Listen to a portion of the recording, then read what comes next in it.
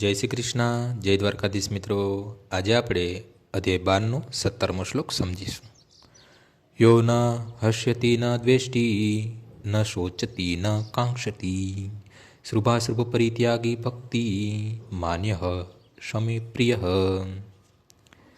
જે કદી હર્ષ પામતો નથી કે કદી શોક કરતો નથી, જે પશ્ચાતાપ કરતો નથી કે કશું ઈચ્છતો નથી, અને જે શુભ તથા અશુભ બંને વસ્તુઓનો પરિત્યાગ કરે છે તે ભક્ત મને અત્યંત પ્રિય હોય છે.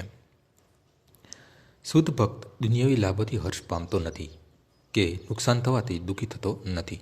તે પુત્ર કે શિષ્ય પ્રાપ્ત કરવા માટે બહુ આતુર રહેતો નથી કે તે પ્રાપ્ત ન થાય તો દુઃખી થતો નથી. પોતાની કોઈ વસ્તુ, કોઈ પ્રિય વસ્તુ નષ્ટ થઈ જાય તો તે માટે તે શોક કરતો નથી.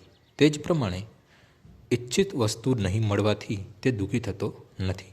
તે સર્વ પ્રકારના શુભ, અશુભ તથા પાપ કર્મથી પર રહે છે. તે પરમેશ્વરની પ્રસન્નતા અર્થે સર્વ પ્રકારના જોખમ ખેડવા તૈયાર રહે છે.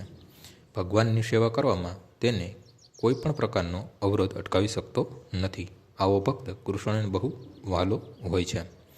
આજનો શ્લોક અહીં પૂર્ણ થાય છે. આવતીકાલે ફરીથી સવારે 6 વાગ્યે મળીશું. જય શ્રી કૃષ્ણ.